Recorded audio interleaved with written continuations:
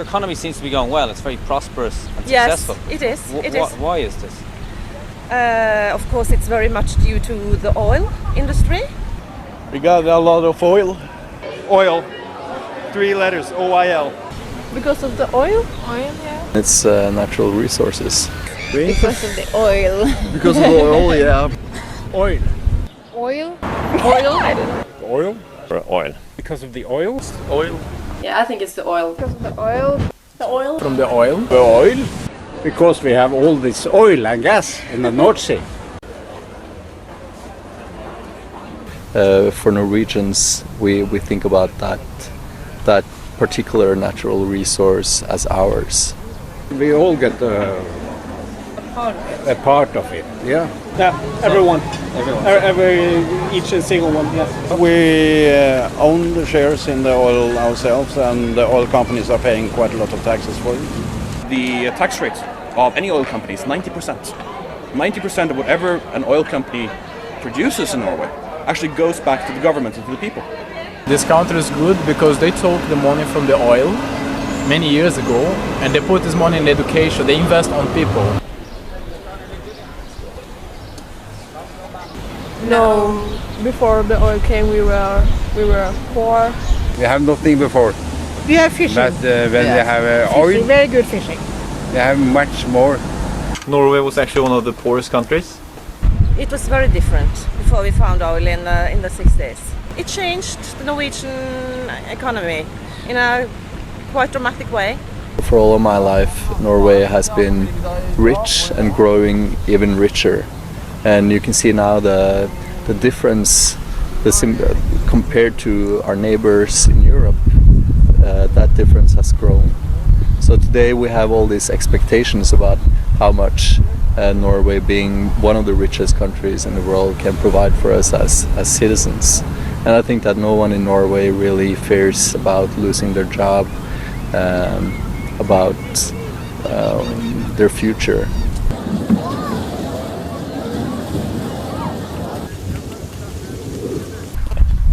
Sånn vil jeg gjøre. Not good. Not good.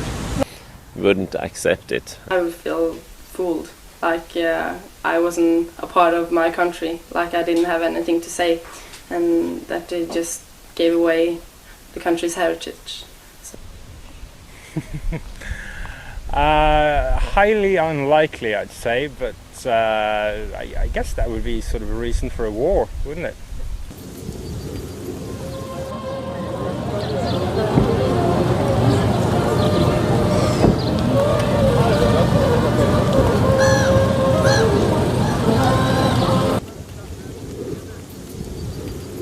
You might know that Ireland and Norway are quite similar. We have a similar population, we've fish, we've got nature, and we also have oil and gas. Yeah. And it's estimated to be worth 540 billion. But our government gave it away, and the Irish people get 0%.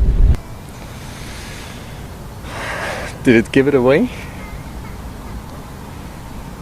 Guess how much the Irish people get from our gas? I have no idea. How much? Nothing. Our government gave it away for free, and we get nothing. To who?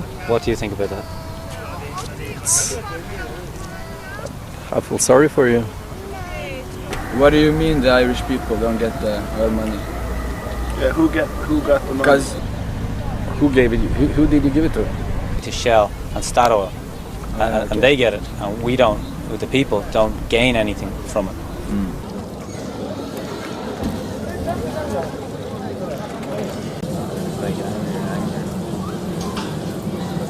But because you guys own Statoil, actually the people of Norway benefit from it. The Norwegian people get 25% of that. A quarter of our gas goes to the Norwegian people and none to the Irish. So actually the people of Norway get something. Well, that's nice of you. Would you like to say thank you to the people of Ireland? Thank you to the people of Ireland. Thanks. Thank you. Thank you. Thank you, Ireland. Thanks, Ireland. Thank you. Thank you. So we got your money. Lots of money. How does that make you feel? That's wrong. It's wrong, yeah, because we have enough money. I'd rather give it back. We don't need it, so.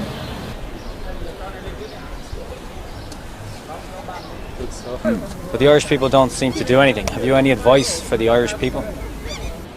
It's just lazy. Yeah, it's lazy. Should really fight for it. I would at least do some serious protests.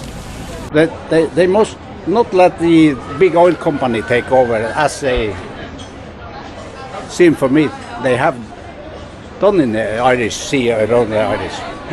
I think you should demand that the Irish government have at least over 51% shares, so that all of the revenue that comes from the oil companies, at least a percentage of that, should go straight back into any kind of welfare program that benefits society as a whole. Because you as a people own your country, you own the natural resources. Stand together and claim their part of their share of the oil and gas, because it can mean a lot to the future for not just you, but your grandchildren and children. National, do as the Norwegian Statoil. Most of it go to the people. That's a deal. Let the gas and oil come to the people.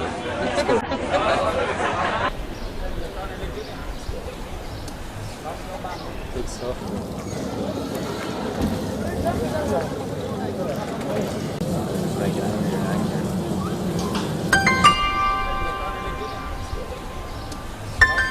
Good stuff.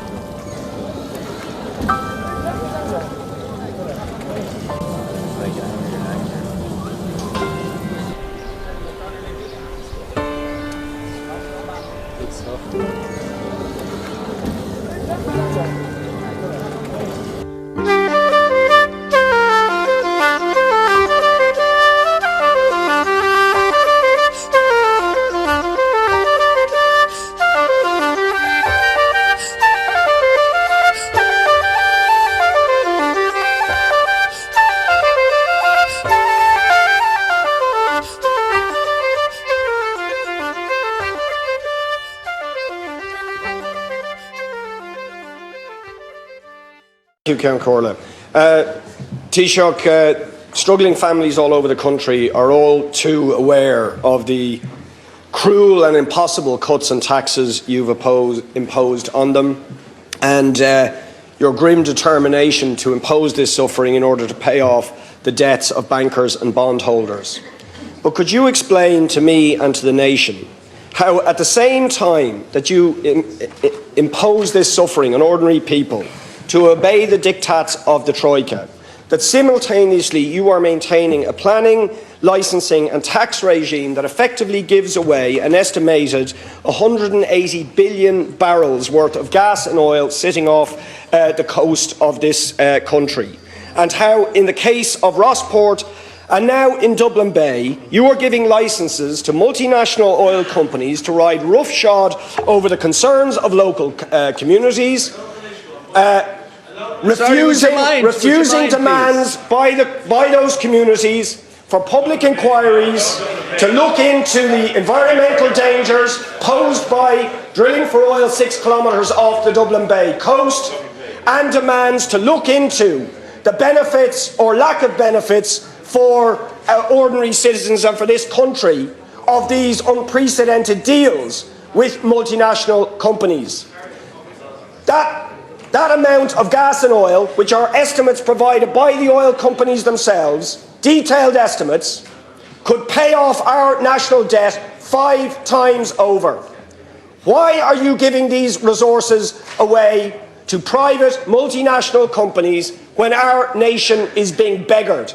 And why are you allowing them to ride completely roughshod over the legitimate concerns of local communities in your own county and now in the capital city?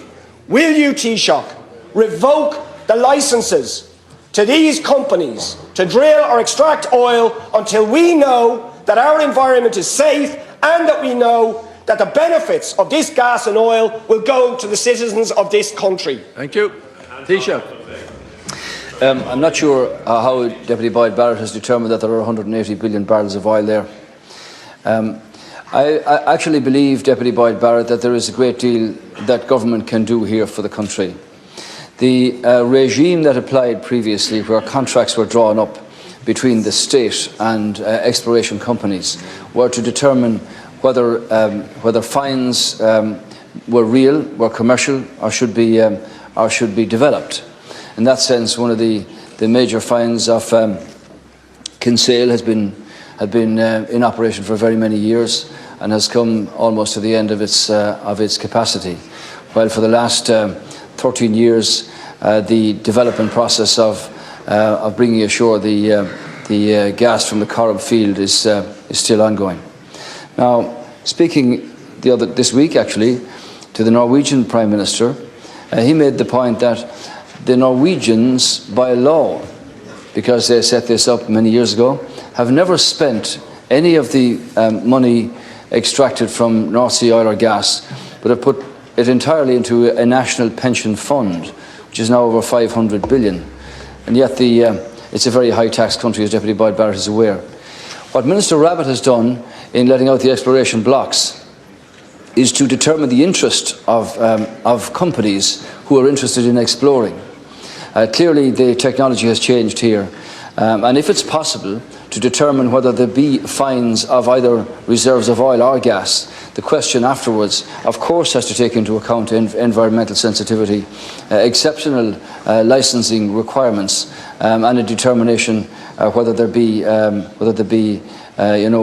value in following up the development of whether it be whatever kind of well it might be. But as you're aware, the state and government can make a judgment in respect of the value to the state coming from any fine to be determined, and that's an issue that is central to Minister Rabbitte's policy here. First of all, the development of interest from commercial operations to explore, to determine whether there are fines there that should be developed, and if so, in what circumstances. This is an issue that I believe that for the future can certainly make an impact in terms of our economy. I'm not in a position to alter contracts that were signed years ago between the state and companies in respect of, for instance, gas fines or whatever. But I do think, Deputy Boyd Barrett, in everybody's interest, it is important that where blocks are let out for exploration, and that the licence to explore be used, and that if there are fines there or reservoirs there, that we examine very carefully in what circumstances and in what capacity and what value to our country they should be developed. Thank you, Deputy Boyd Barrett. Taoiseach, the estimates are from the oil companies themselves, and I brought a little file for you which I'll hand over to you afterwards, which details the oil company estimates, which show 90 billion barrels off the west coast of the country and about the same around the rest of the country. At current market prices, that's about €1.5 trillion worth of estimated gas and oil. If even a small fraction of that is commercially extractable, that would pay off the debts that have been imposed by the Troika on this country. I'm glad you mentioned Norway, and I want to ask you very simply, will you adopt the Norwegian model? Because what the Norwegians do is no drilling without a public inquiry. None. Thoroughgoing public consultation. No drilling within 25 kilometres of the coast. 78% in taxes and royalties to the state. And ownership of the gas and oil stays in the hands of the national company Statoil, owned by the state and the citizens. And what I'm asking you is to halt any permissions for drilling or extraction by oil companies until we have established a Norwegian model for the managing of our natural resources, so that our environment is safe and so that the citizens of this country benefit from the natural resources around our waters. Thank you. Taoiseach. Well, first of all, you asked me to withdraw the licences. Then you asked me to adopt a Norwegian model in respect of this. Well, I can assure you, Deputy Boyd Barrett, that I am as interested as anybody, on behalf of the people of our country, that if there are reservoirs of either oil or gas offshore of the country, the first thing you have to do is to determine where they are, whether they're commercial or not, and the value and range of what's actually in there. And the level of interest, Deputy Boyd Barrett, the level of interest expressed by commercial companies has been higher than for the last 30 years. Clearly, fines have been made in other places around the world.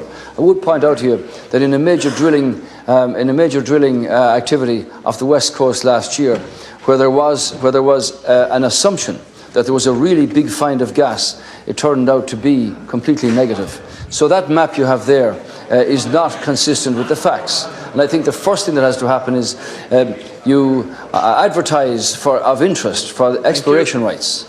These are obviously monitored by the state, by the department, and if it transpires that there is a find of either gas or oil, there's a process to go in there which has to protect the environment, but which has also to see that the country here, the people, and as a consequence the economy, get the best deal from that. And Minister Rabbitte is very conscious of that, and will pursue it that way. Thank you. That completes leaders' questions for today.